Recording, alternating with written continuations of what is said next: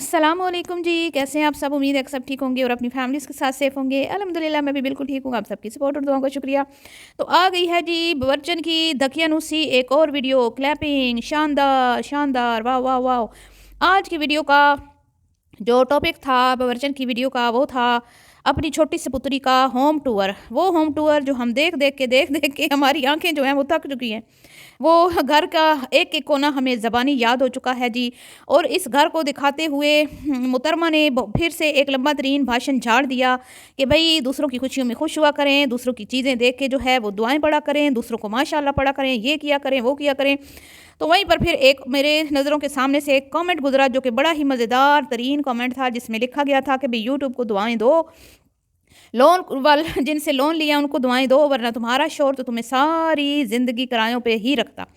तो मेरे जब ये मैंने कमेंट पढ़ा ना, तो मुझे एक बात याद आई कि इसके अजीम वाली शान जो हस्बैंड है, उन्होंने एक बात की थी अपनी एक लव स्टोरी सुनाते हुए कि मेरा जो दिमाग था बड़ा आज़ाद ख्याल था और मैं शुरू से ही बड़ा जो हूँ ना आज़ाद माइंड बंदा था और मैं किसी के अंडर नहीं रह सकता था। और मेरी अम्मा बड़ी डाडी थी जो मेरी भाभीयों पे बड़ा जुल्म ढाती थी। वो उनको कहती कि साल ते दुपट्टा ना उतारो, नमाज 5 टाइम पढ़ो, कुरान पाक की तिलावत करो, पर्दे की पाबंदी करो। तो ये थी जी अम्मा डाडी, जो इस्लामी तालीमात पे अपनी बहूओं को अमल करने का बोलती थी। तो वो डाडी थी। और क्यों ये इंसान है भाई खुले दिमाग का, इसको इसका कहना है कि भाई मुझे कोई फ़र्क नहीं पड़ता, मेरी बेटियां दुपट्टा करे ना करे, मेरी बीवी दुपट्टा करे ना करे, हिजाब करे ना करे, नकाब करे ना करे, मैं इन चीज़ों को नहीं मानता, मैं बड़े खुले डुले ज़हन का बंदा हूँ। तो जो लोग करते हैं, जो मेरी बेटियाँ कर लेती हैं, वो भी अपनी मर्ज़ी से करती हैं। मैंने तो इनको खुली आज़ादी दे रखी है कि बेटियों छोड़ो, जो इतने सारे लोग दुपट्टा नहीं करते तो तुम क्यों करती हो। बस लेकिन वो क्या करें कि भाई मेरी बीवी को जो है ना नेक बनने का बहुत शौक़ है, तो ये दुपट्टे शुपट्टे ले लेती हैं। तो बहरहाल जी वो इरशाद फरमाते हैं मोहतरम हकीम साहब के मैं शुरू से आज़ाद ख्याल था और मैंने शादी से पहले ये इरादा बनाया था कि मैं अपना मकान किराए पे लेके शादी जब करूँगा तो पहले दिन ही अपनी बीवी को अलग रखूँगा, क्योंकि मैं इतनी पाबंदियों में नहीं रह सकता। मैं आज़ाद ख्याल बंदा हूँ और मुझे आज़ाद ख्याल औरत चाहिए। मुझे ऐसी औरत चाहिए जो फुल मॉडर्न हो, जो हाफ स्लीव पहनती हो, मेकअप शेकअप करती हो, फुल तैयार होकर रहती हो। ठीक है, मुझे पर्दे वाली औरतें जो है ना कोई इतनी ख़ास पसंद नहीं थी। मैं बड़ा आज़ाद ख्याल होने के साथ साथ बड़ा मैं रोमांटिक इंसान था।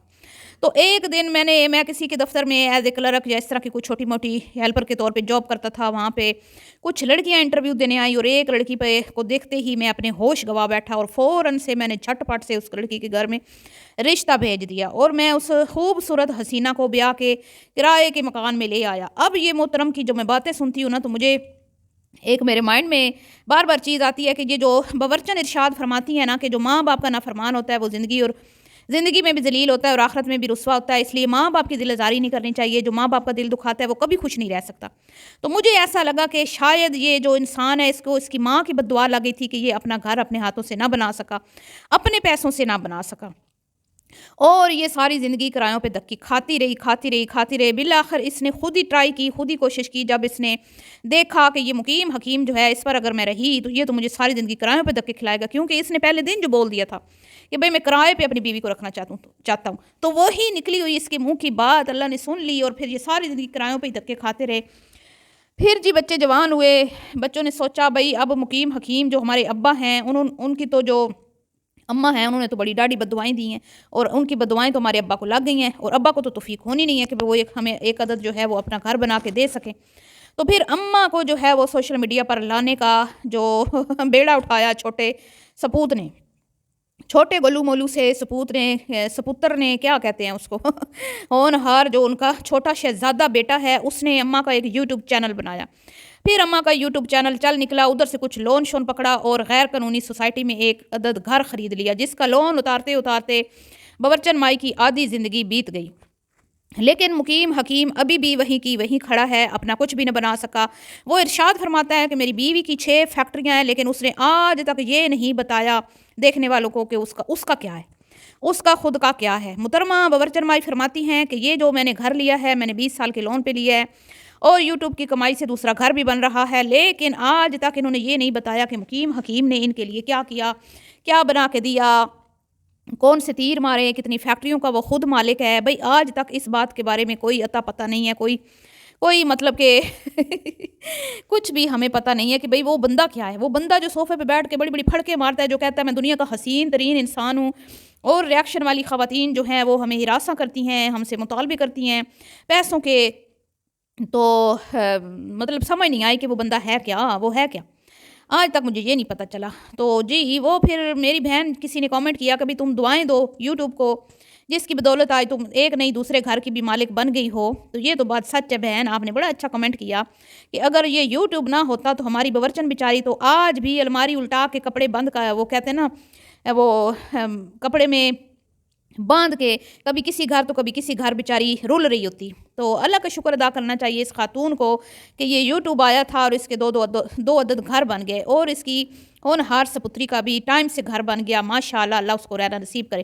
لیکن یہ کنویں کی مینڈک اگین یہ بات بھول جاتی ہے کہ یہ خواتین جو ہیں شاید کبھی حیدرآباد سے باہر نکلی نہیں ہیں، انہوں نے کبھی حیدرآباد سے باہر جھانک کر نہیں دیکھا، ان کو پتہ ہی نہیں ہے کہ دنیا کدھر سے کدھر پہنچ گئی ہے. اور یہ اسی اپنے کنویں میں ہی پھدک کے ایک سائڈ سے دوسری سائڈ بیچاری آتی جاتی ہیں، اور کل کائنات ان کی یہی ہے اور ان کا یہی دنیا ہے. ان کو پتہ ہی نہیں ہے باہر دنیا میں کیا ہو رہا ہے، اور یہ بار بار بیچاری اپنے گھروں کو دیکھ دیکھ کے لوگوں کو یہ کہتی ہیں کہ بھئی نظر نہیں لگانی ماشاءاللہ پڑھ دینا ہے. او بی بی تو کس غلط فہمی کا شکار ہے بی بی؟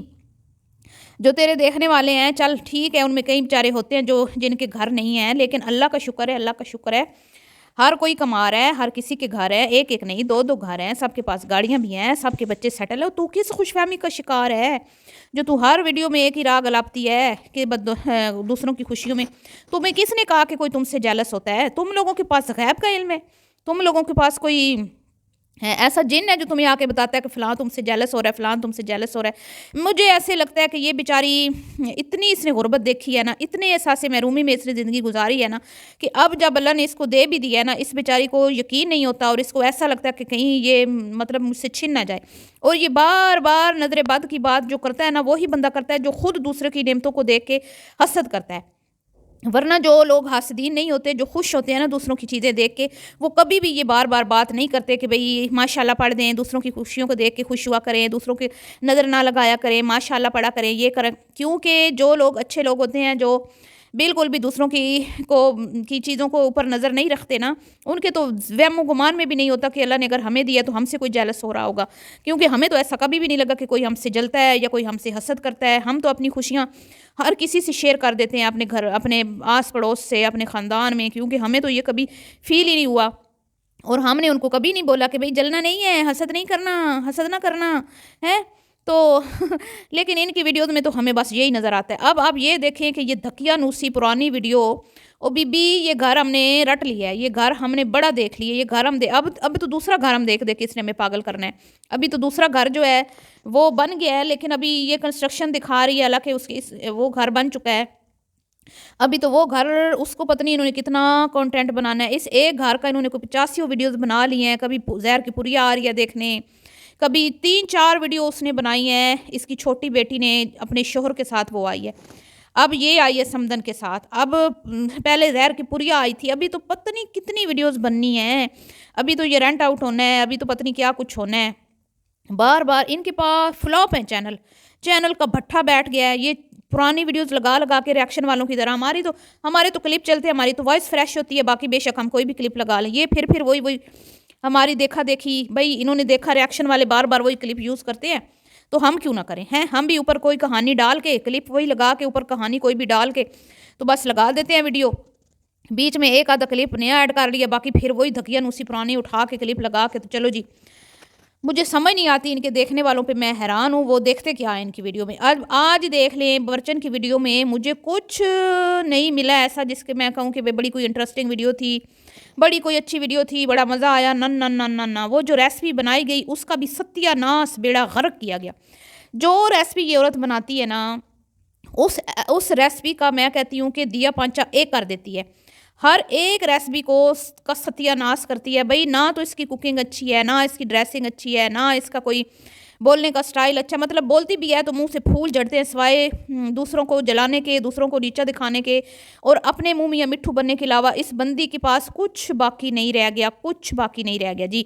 آج سمدن گئی ہوئی تھی جو فوڈ پانڈا میں بزی ہوتی ہیں، جن کے پاس ٹائم ہی نہیں ہوتا، جو اپنا گھر چلانے کے لیے رات دن مشقت کرتی ہیں، لیکن جب وہ اس سمدن کے پاس آتی ہے نا تو پھر اس کے پاس بڑا لمبا ٹائم ہوتا ہے، پھر وہ اس سے ادھر ادھر سیر سپاٹے کروا لو، کھانے شانے کھلوا لو، کچھ بھی کروا لو، پھر وہ گھر جانے کو، گھر کو بھول جاتی ہے، فوڈ پانڈا کو بھول جاتی ہے کہ بھئی میرا کوئی کام ہے، میری کوئی جاب ہے۔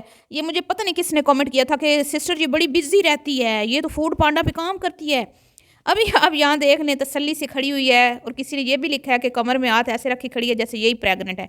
او بیبیو یہ پریگننٹ نہیں ہے، یہ بھائی پروٹوکول لیتی ہے، جدھر جاتی ہے نا پروٹوکول، بھائی وہ دکھاتی ہے کہ تمہاری نکمی بیٹی کو میں نے اپنی بہو بنایا ہے، وہ تو بھائی صحیح اگلی جو ہے نا ان کی کمزوریوں کو کیش کر رہی ہے، تو صحیح اونٹ کہتے ہیں نا، اونٹ پہاڑ کے نیچے آیا ہے، اب صحیح اس کو سمدن ملی ہے، اس کو سبق سکھانے والی۔ بہرحال جی ملتی ہوں نیکسٹ ویڈیو میں، دعاؤں میں یاد رکھنا ہے ابھی کے لیے اتنا ہی۔ ویڈیو پسند آئی ہو تو لائک شیئر کیجیے گا، اللہ حافظ۔